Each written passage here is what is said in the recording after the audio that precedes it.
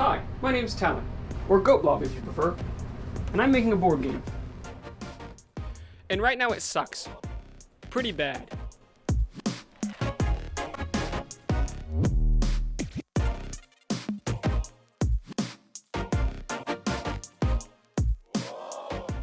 Now if you watched my first video, you know about my game. Or, at least you know there's a train in it. That's pretty much all I told you. So we're going to take a little bit of time to explain exactly how the game works and what's wrong with it. Here we go.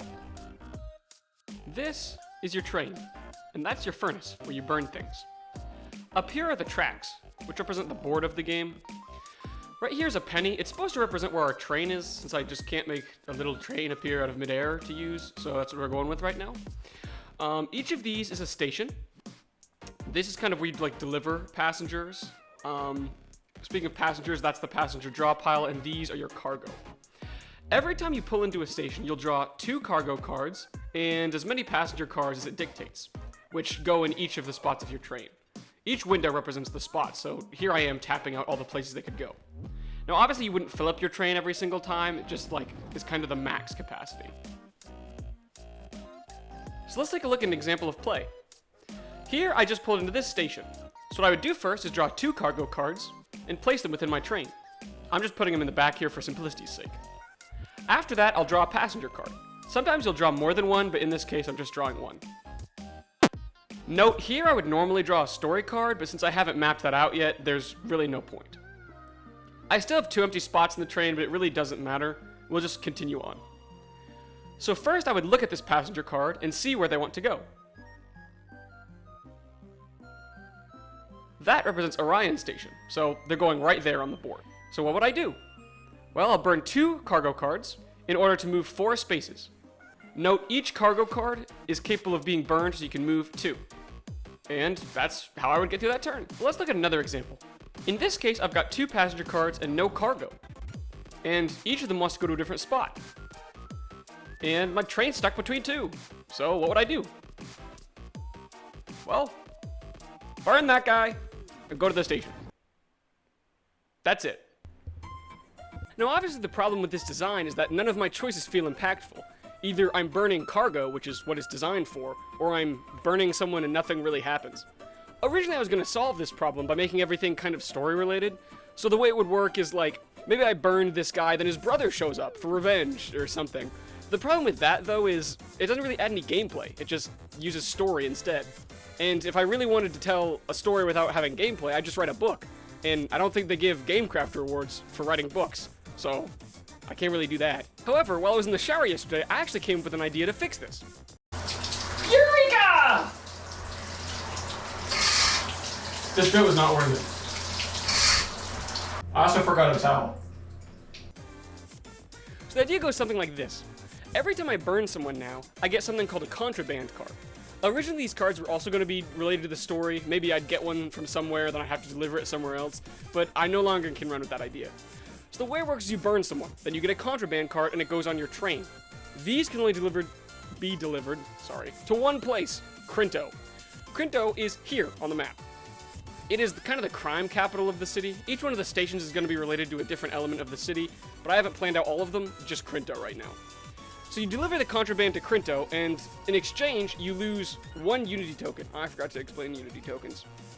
That's a problem. Unity tokens are the only form of currency in my game. The reason I'm doing air quotes there is because they're not actually representative of money. Instead, they represent respect from each different station. Now, like I said, every station is ruled by a different group. Even though I haven't exactly decided which group rules what, they're still ruled. If you do a favor for one of these groups, they'll give you a Unity token from their group. Let's say Trelgo. You do something for Trelgo, and they'll give you an orange Unity chip, because they're orange. Anyways, these Unity chips can be exchanged for different favors within the game, but they're also the key to winning and getting a good ending. I'll talk more about the ending of the game when I actually figure out, how I'm going to end the game at all. Anyways, let's get back on topic. Contraband cards. You get them from burning people, and they are not good. The only way to get rid of a contraband card is to go to Crinto, like I already mentioned, and use at least 1 Unity chip from at least Crinto's group. I haven't decided if we're actually going to allow, like, any group to take care of it, but definitely Crinto Unity tokens can be used to get out contraband from your train. So contraband cards, what's so bad about them? Do they just take up space in your train? No, the problem with contraband cards is they're not good. You're not supposed to have those. They're contraband. You've got dead people's stuff. That does not look good, bro. That does not look good.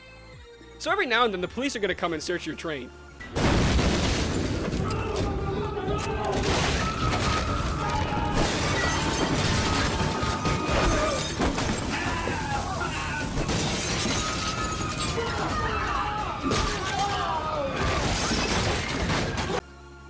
If you get caught with contraband, all of your Unity tokens go away. Respect, gone. No one likes you. I mean, you got caught with dead people's stuff.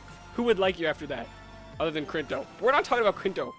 So now you may be thinking, well, when do the police show up? Is it just like written in the story? No. I told you we're not relying on story anymore.